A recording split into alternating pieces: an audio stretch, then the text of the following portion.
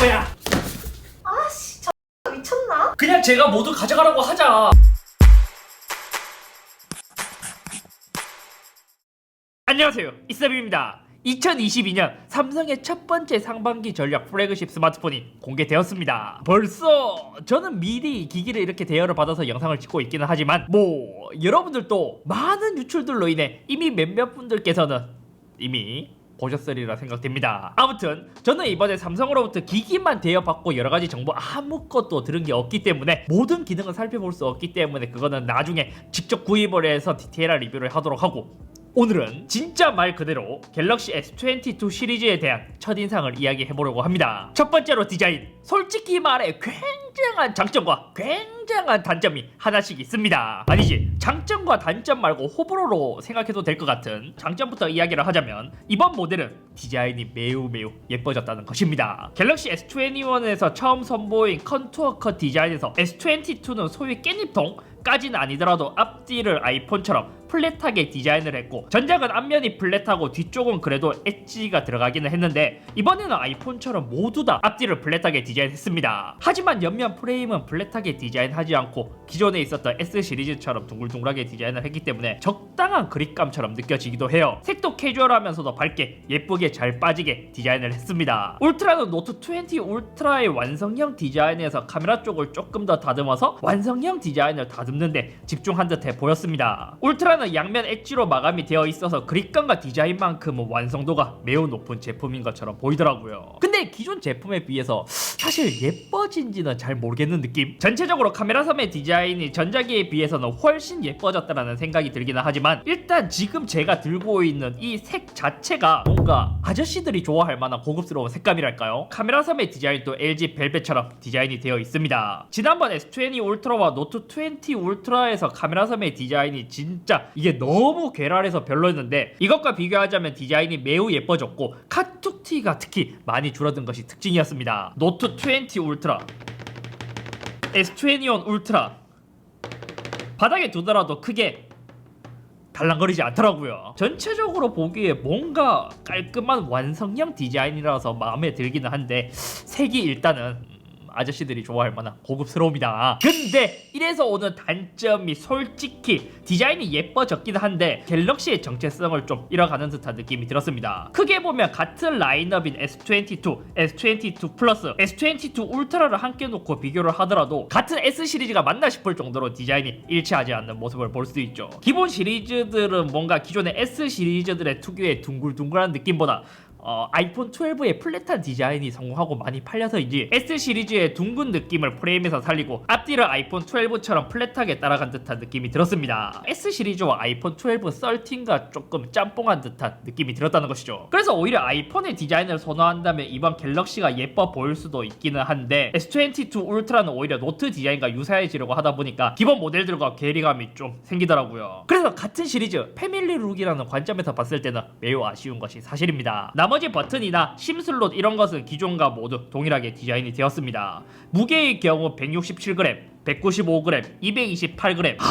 여기서도 무게 자체가 이제 점점 갤럭시도 무거워지는 게 매우 큰 단점이긴 해요. 근데 신기한 건 또 뭐냐면, 제가 얘를 처음 들었을 때 이게 또 밸런스가 좋아서인지 막상 들어보면 그렇게 무겁다라는 생각이 들진 않더라고요. 지난 1년간 얘에 너무 적응이 되어버려서 그런가? 그리고 이번에 진짜 좋아진 점이 있습니다. 작년 S21 기본 모델에서는 뒷면 후면 소재를 유리가 아닌 글라스틱을 쓰면서 욕을 굉장히 많이 먹었는데, 그 찐따 같은 글라스틱이 맞냐? 이번에는 전 시리즈 모두 무광 유리를 사용했더라고요. 다음은 디스플레이. S22는 6.1인치, S22 플러스는 6.6인치, S22 울트라는 6.8인치가 탑재되었습니다. 디자인도 그렇지만 디스플레이에서 아이폰을 굉장히 많이 의식했다고 느낀 게 뭐냐면, 울트라는 기존과 동일한 6.8인치를 사용했지만 기본 모델은 0.1인치씩 더 작아졌고, 가장 기본형 모델은 크기와 화면 비율 모두 아이폰 12, 아이폰 13과 동일하게 탑재되었습니다. 예를 들어 아이폰 12와 비교를 했을 때 진짜 사이즈가 거의 비슷해 보이죠. 그래서 오히려 그동안 갤럭시는 아이폰에 기존에 비해 약간 큰 감이 없지 않아 있었는데 기본형 모델이 딱 손에 잡았을 때 사이즈가 적당하면서 딱 마음에 드는 디자인으로 되어 있었습니다. 여기서 제가 듣기로 울트라는 LTPO가 한 세대 업그레이드 된 것을 사용했다고 하는데 그렇기 때문에 10Hz가 아닌 1Hz까지도 가변으로 사용할 수 있다고 합니다. 하지만 아이폰의 경우 프로모션 디스플레이를 사용하면서 오히려 이 가변 때문에 배터리 타임을 더 늘릴 수 있다고 했잖아요. 하지만 갤럭시는 아직까지 배터리 타임에 있어서는 다른 이야기가 없는 것 같더라고요. 실질적으로 배터리 타임이 더 늘어났을지가 궁금한데 이것은 추후에 테스트를 해봐야 알 수 있는 문제인 것 같습니다. 그리고 더 좋은 점이 있어요. 이번 갤럭시는 기존에 있었던 것과 다르게 내면 베젤의 사이즈를 모두 동일하게 디자인했습니다. 디자인적으로 매우 우수해졌고 이제는 거의 베젤리스에 가까울 정도로 진짜 얇아서 마음에 들어요. 이거를 아이폰이랑 놓고 비교를 하잖아요. 베젤의 차이가 꽤 크게 나오고 전작과 비교를 하자면 이때는 비슷하기는 한데 상단과 하단 베젤이 동일한 게 체감되었습니다. 다만 상단을 조금 늘려서 맞춘 것 같기도. 하지만 울트라는 여전히 하단 베젤은 좀 크게 디자인이 되었습니다. 기본 모델은 내면의 베젤을 통합하면서 깔끔함을 줬지만 울트라는 여전히 하단 베젤 넓은 게 아쉽다랄까. 그리고 테스트 도중에 발견한 것, 이번에 화면 비율이 바뀌었기 때문에 영상을 볼 때 좌우에 생기는 렛터박스의 사이즈도 많이 줄어들었습니다. 이거는 꽤 좋더라고요. 다음은 울트라 한정이지만 S펜에 관한 이야기. 이번에는 디자인이 노트 시리즈로 바뀌면서 여기 하단에 S펜이 내장할 수 있게 변경되었습니다. 사실상 얘가 S라는 이름을 달고 있지만 그냥 노트인 것이죠. 이야, S펜을 지원하기 시작한 건 S21 울트라부터긴 해도 이때는 내장이 불가능하기 때문에 펜을 따로 들고 다녀야 했습니다. 그렇기 때문에 기존에는 S 시리즈에서 펜을 쓰려면 이런 진짜 뭐 그 개떡 같은 그 아재 느낌이 훨씬 풍겨지는 이러한 케이스들을 들고 다녔어야 되는데 이거를 쓰지 않아도 돼요. 또 다른 특징은 레이턴시가 줄었다는 것입니다. 공식적인 수치는 제가 듣지는 못했지만 확실한 것은 노트를 쓸 때 딜레이가 진짜 많이 줄어들었더라고요. 지금 펜을 쓰더라도 거의 딜레이를 느끼지 못할 정도로, 제가 알기로 전작 대비 3배 정도 개선되었다고 하는데 필기를 해보면 거의 딜레이가 없는 것처럼 느껴지더라고요. 진짜 이거는 대박. 이렇게 개선된 S펜의 레이턴시를 업데이트로 개선이 가능하냐? 결론적으로 말하자면 구형 모델에서는 이렇게 레이턴시 개선이 불가능했습니다. 이것은 하드웨어와 프로세서에 탑재되어 있는 머신러닝을 통한 개선이기 때문에 기존 모델들은 업데이트를 하더라도 개선이 불가능하다고 해요. 다음은 카메라. 기본 모델은 전면 1000만화소 f2.2가 탑재되었고 울트라는 전면 4000만화소 f2.2 카메라가 탑재되었습니다. 그나마 후면 카메라가 크게 변경되었더라고요. 가장 먼저 울트라에 대해 이야기를 하자면 초광각, 광각, 망원 카메라 2개가 탑재된 구성은 동일하게 되어 있어요. 여기서도 상세 스펙으로 파고들면 조금씩 달라지긴 했거든요. 그냥 단순 화소와 조리개값만 봐서는 크게 차이가 없어 보이긴 하죠. 하지만 여기서 대박인 건 뭐냐면 실질적으로 제가 이걸 며칠밖에 못 써봤긴 했지만 밖에 나가서 사진을 한번 찍어보니까 전체적으로 사진이나 영상 퀄리티가 증가했다는 게 한눈에 체감할 수 있었습니다. 먼저 갤럭시 S21 울트라와 함께 비교를 해봤습니다. 광각에서 크게 느낄 수 있었던 것은 진짜 디테일과 색감이 좋아졌다라는 게 크게 체감되더라고요. 사진에 있는 처마 쪽을 봐도 디테일의 차이가 크게 나는 모습을 볼 수 있고 다음 사진을 보더라도 확대해보면 노이즈라든지 디테일 표현력이 훨씬 좋아진 것을 알 수 있습니다. 근데 이 테스트를 하면서 재밌는 점이 또 한 가지 있었습니다. 이번 갤럭시에서는 슈퍼 클리어 렌즈라는 것을 적용했는데 이것 때문인지 완전히 사라진 것은 아니지만 흔히 말하는 고스팅 현상이나 렌즈 플레어 현상이 굉장히 많이, 그러니까 상당히 억제된 모습을 볼 수 있었습니다. 예를 들어 라이트 쪽을 보면 전작에 비해 훨씬 덜 번지는 모습을 볼 수 있고 영상으로 보더라도 빛 번짐이 덜하고 고스트 현상도 상당히 잘 억제된 모습을 볼 수 있죠. 다시 돌아가서 사진 결과물을 이야기하자면 역시 디테일과 색감 차이가 가장 크게 체감을 할 수 있었던 부분이고 고화소 모드에서도 뒤쪽 건물들을 보면 디테일이 더 좋아졌다랄까. 여기서 이번 모델은 또 하나의 특징이 있었습니다. 오른쪽 밑에 버튼이 하나 생겼는데 이것을 누르면 디테일 향상 모드가 켜지는 게 새롭게 추가된 기능이에요. 이것은 S22 시리즈 전 모델 모두 지원하거든요. 이걸로 찍은 사진을 보더라도 기존에 있었던 수채화 현상을 조금 더 잘 살려주는 느낌이 강하게 들었습니다. 다만 이것도 몇몇 사진들을 미리 찍어보니까 주변부는 비네팅 같이 생기는 현상이 있기도 했고 전체적으로 컨트라스트가 좀 더 증가한 듯한 느낌이 들기도 했습니다. 야간 모드도 한 장 찍어봤을 때 눈으로 보기에는 S21 울트라가 더 밝아 보이기는 하지만 노이즈나 디테일 면에서는 S22 울트라가 더 좋은 모습을 볼 수 있죠. 초광각 사진에서도 디테일과 색감이 훨씬 더 살아나는 모습을 볼 수 있었고 주변부도 조금 더 선명하게 나오는 느낌,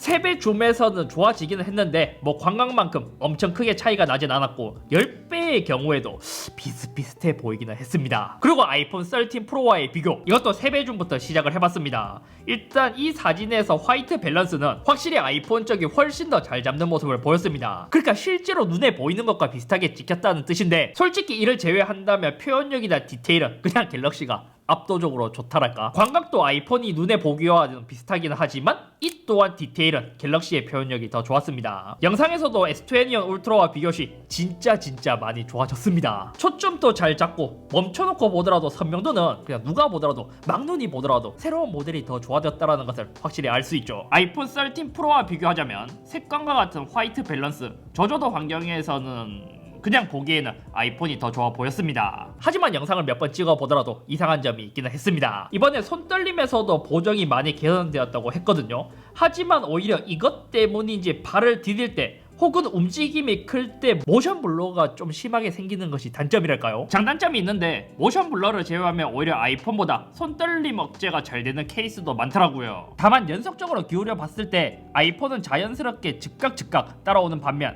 갤럭시는 이것에 대해 너무 과하게 보정을 하려고 해서인지 같이 움직였음에도 불구하고 1, 2초는 더 늦게 따라오는 모습을 보였습니다. 물론 아이폰도 이러한 현상이 전혀 없는 것은 아니에요. 하지만 갤럭시에서 조금 더 자주 나타 보였다는 것이죠. 확실한 건 전작에 비해서는 상당히 좋아졌고 이후에는 화이트 밸런스와 모션 블러만 좀 더 잘 잡으면 좋을 것 같은 느낌. 추가로 자동으로 FPS 모드라는 것이 있었는데 이 경우 프레임을 적절히 조절하면서 어두울 때 좀 더 밝게 해주는 기능이거든요. 하지만 제가 사용해보니 일정 시간이 지나면 30프레임으로 낮아져서 고정되는 버그가 있기도 했고 전체적으로 모션 블러가 훨씬 더 심하게 생겨서 저는 추천드리고 싶은 옵션은 아니었습니다. 대신 아이폰의 가장 큰 단점은 고스트 현상이 너무 심하다는 것이었어요. 이번에는 고정된 장소, 지금 촬영을 하는 것처럼 스튜디오에서도 영상을 찍어봤습니다. S21 울트라와 비교를 하자면 이거는 그냥 말할 것 없이 확실히 좋아요. 디테일이나 색감도 더 좋고 조명 쪽을 보면 다이내믹 레인지가 훨씬 더 넓어 보이는 모습을 볼 수 있죠. 아이폰 13 프로와 비교를 하자면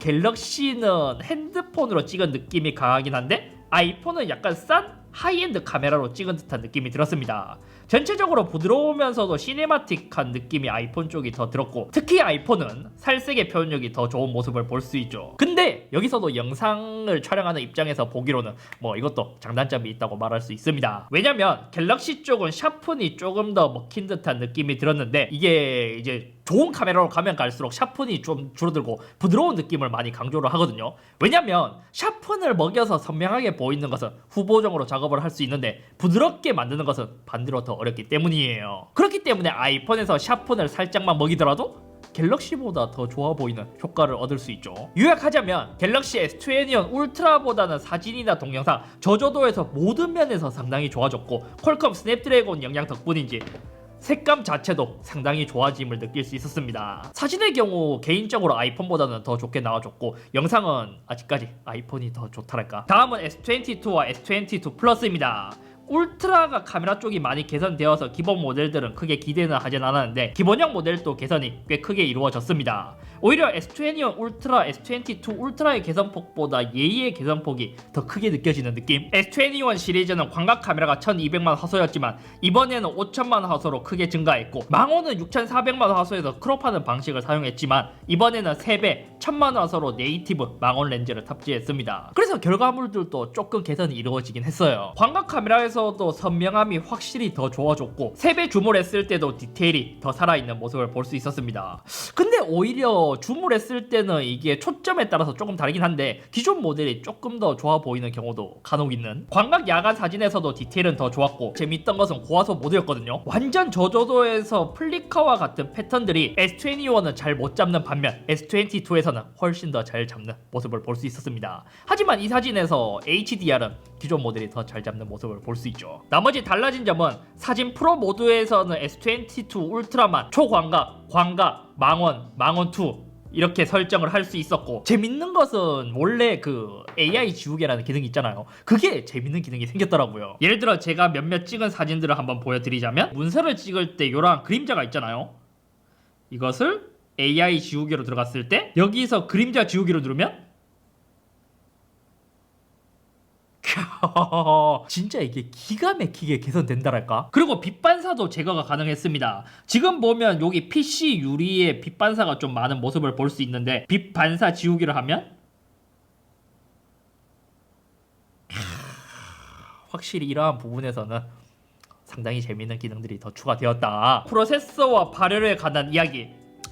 사실 프로세서가 좀 아쉽기는 하죠. 이번에는 엑시노스가 아닌 이상대로 퀄컴의 스냅드래곤 8 Gen 1이 탑재되었습니다. 이번 엑시노스에서는 AMD와 협업한 RDNA2 기반의 그래픽이 탑재될 것이라는 이야기가 있었는데 한국 모델은 스냅드래곤이 탑재되었어요. 더 자세한 건 성능 테스트를 위해 뭐 긱벤치 5나 여러가지 뭐 성능 테스트를 해보고 싶기는 하지만 보안 때문에 이거는 이제 안 된다고 했기 때문에 요거는 제가 직접 구입해서 테스트를 해보도록 하고, 만약 프로세서가 진짜 전작과 동일한 성능을 보여준다면 아이폰 11, 아이폰 12와 비슷한 성능이다 보니까 매우 아쉬운 부분이긴 해요. 발열에 대해 이야기하기에는 아직까지 조심스럽지만 4K 60프레임 30분 연속 촬영 기준으로 봤을 때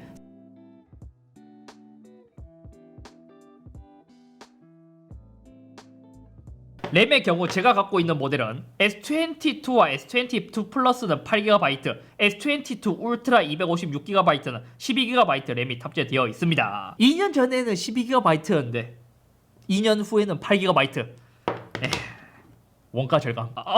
재밌는 부분이 또 하나 있기는 해요. 램에 대해서는 조금 아쉽지만 이번에 램 플러스 용량을 설정할 수 있게 바뀌었더라고요. 기존에는 램 플러스 업데이트가 되면서 4GB 고정이었지만 이번에는 2GB, 8GB까지 모두 선택을 할 수 있게 변경되었습니다. 그래도 네이티브로 램이 크게 좋긴 한데 배터리는 기본형 모델이 3700mAh, S22 플러스는 4500mAh, 울트라는 5000mAh를 탑재했습니다. 울트라를 제외한다면 배터리가 모두 다운그레이드 되었죠. 여기서 충전 속도도 조금 개선되었긴 해요. 기본 모델의 경우 25W 충전, 나머지 플러스와 울트라의 경우 최대 45W까지 충전 속도를 지원합니다. 기본형 모델은 999,000원, 플러스는 1,199,000원, 울트라는 1,452,000원으로 출시되었습니다. 기본형 모델은 진동 모터도 진짜 싸구려틱한 그거를 넣어줬잖아요. 근데 이번에 전 모델 모두 X축 리니어 모터를 탑재했습니다. 기본 모델의 경우 진동을 누르게 되면 그냥 징 했다면 얘는 뚝뚜둑 하는 그 진동 피드백이 느껴지는 고급스러운 진동 모터가 전 모델에 모두 탑재되었어요. 하지만 여기서도 이제 호불호가 갈릴 수 있거든요. 왜냐면 전작과 비교했을 때 얘 같은 경우 소프트한 감성 진동 컨셉을 위해 약간 묵직하고 정숙한 진동 모터로 변경되었긴 한데 전작과 비교를 하자면 진동의 강도가 굉장히 많이 줄어들었다고 체감하실 수 있을 거예요. 그래서 이러한 부드러움을 좋아하신다면 뭐 괜찮다라고 생각하실 수도 있지만 강한 진동을 좋아하시는 분들은 오히려 너프 먹었다고 느껴질 수도 있습니다. 이번에 새롭게 출시된 모델에 대해서 첫인상을 이야기해봤는데 이번에는 크게 개선된 듯 하면서 개선 안 된 듯 하면서 크게 개선된 그러한 스마트폰인 것 같습니다. 예를 들어 디스플레이 개선, 진동 개선, 후면 유리 개선, 카메라 개선, 이렇게 나열해보면 전작에 있었던 이슈들이 많이 해결되기는 했죠. 기본형 모델은 밝기나 울트라 와이드 밴드가 빠지는 등 원가 절감이 되기는 했지만 작년 갤럭시에 비해 오히려 소비자가 크게 체감될 수 있는 부분을 적절히 타협을 하면서 원가 절감을 잘한 것 같습니다. 근데 저는 조금 고민이긴 해요. 원래 저 같은 경우 S22 플러스를 구입해서 써야 할 것 같은데 이번에는 오히려 울트라에 너무 스펙을 몰빵한 듯한 느낌. 기본형은 확실히 S21 때보다는 상품성이 개선되었지만 그때가 워낙 원가 절감이 심해서 자세한 이야기는 저도 언팩이나 스펙이 공개된 것을 이제 자세하게 한번 비교 분석을 해보고 결정을 해야 될 것 같습니다. 아무튼 오늘은 여기까지이며 첫인상으로만 보자면 S20 시리즈를 쓰시는 분들 중에서 전자기기 매니아가 아니라면 존버를 해도 될 것 같고 나머지 시리즈를 쓰시는 분들은 업그레이드를 하더라도 가장 큰 업그레이드가 되지 않을까요? 특히 사진 찍기를 좋아하시는 분들은 진짜 이거는 울트라로 바꾼다면 완전 큰 업그레이드라는 생각이 드실걸요? 주머니에 넣었을 때 뭐가 제일 멋있지? 이거는 노트 울트라, 이거는 S21 울트라, 이거는 S22 울트라. 이게 더 낫지 않나? 이러니까 더 벨벳 같나?